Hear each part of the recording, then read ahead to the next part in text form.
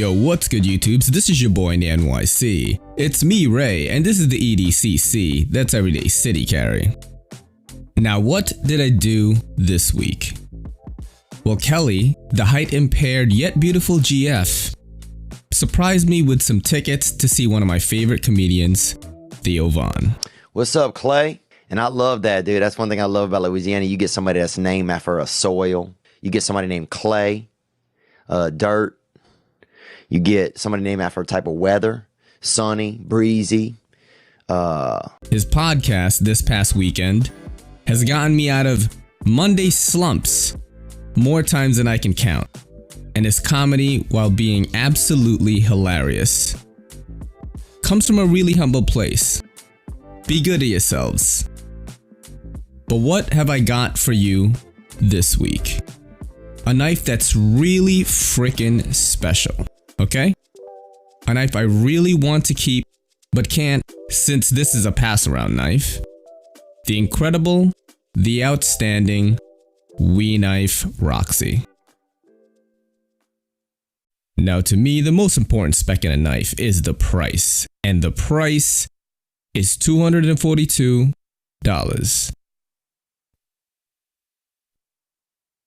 What's dope about it? What's whack about it? Or if you should forget about it. What's dope about it? Well, the action. It's freaking snappy, alright?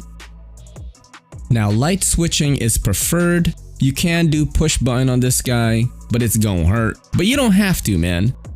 This thing is running on ceramic ball bearings, and it's an all-day flipper. Excellent in hand for TV viewing.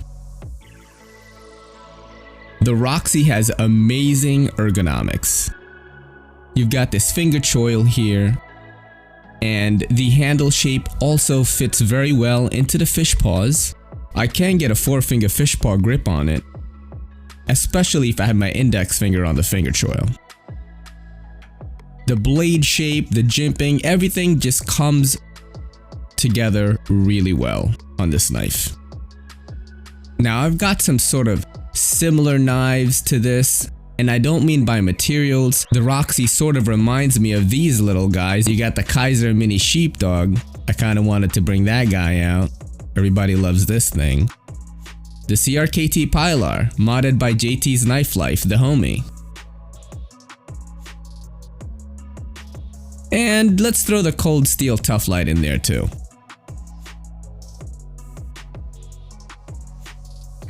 Now, design is a big thing for the Roxie, okay?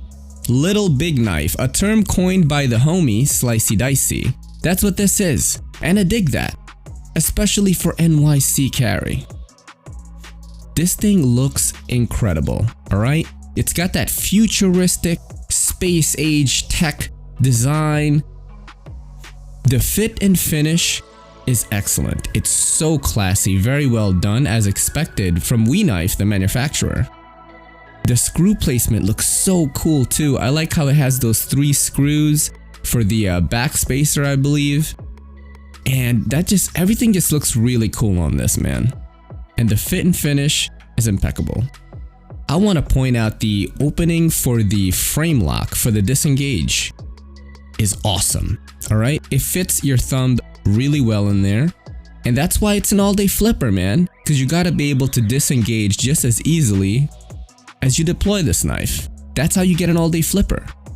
Also, want to point out the little opening near the sort of thumb ramp area, I think that's what we call it, right before the jimping. It's like you almost don't need the jimping, although I do like it there since it looks great, because that little opening sort of just lends control and grip to your thumb there. You know what I mean? Your thumb rests there. There's no hot spots there either. It's amazing. So props to that. Now the designers of this knife are very important, okay? This is Todd Knife and Tool. That's they're brothers. They're brothers. Seth and Terrell Todd. And Terrell Todd is the beloved Zelrick 42 from the YouTubes. A guy that is just very important in the knife community. He's shouted me out a few times. Thank you so much for that, Zell. And I want to mention, since we are animal lovers on Everyday City Carry, this knife is named after Zell's dog that passed away. I learned about that through Birdshot IV. I just think that's really cool, and I would like to bring some awareness to that. The blade steel is M390. As my homie Bill always says, it's kind of hard not to like M390. You got a 2.6 inch blade here. Very nice stonewash on it. Excellent for keeping the tape away, if you know what I mean. If you're slicing through tape a lot, doing shipping stuff, you can get that gunk off real easily. The blade is a Warncliffe sheep's footy blade, I believe. And you know how I feel about them, the EDC champions of blade shapes. And it performed very well, man. I was cutting through everything really easily with this knife, although I only cut paper and cardboard with it. I didn't want to put it through hard use, because sadly, it ain't mine. And of course, I also dig We Knife's tradition of minimal branding. You've got the We Knife logo sort of on the pivot area, and then the Todd Knife and Tool logo on the blade there, with M390 sort of tucked away on the clip side of the blade. What's whack about it?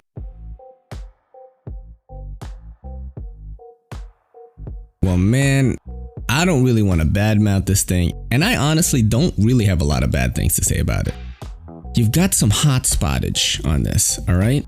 Now, sharp angles are sort of a part of this design. You know, the jimping is very aggressive, which I don't mind. I think it's great, okay? But there is certain parts of the handle that are a little bit hot spotty, for lack of better words. Sort of the butt, I've never said that. Sort of the butt of the handle. You've got the clip and the show side, you've got some hot spots there. And the major one, I guess, which is, man, I can look past it, alright? But anyway, this is the wax section. Let me keep going.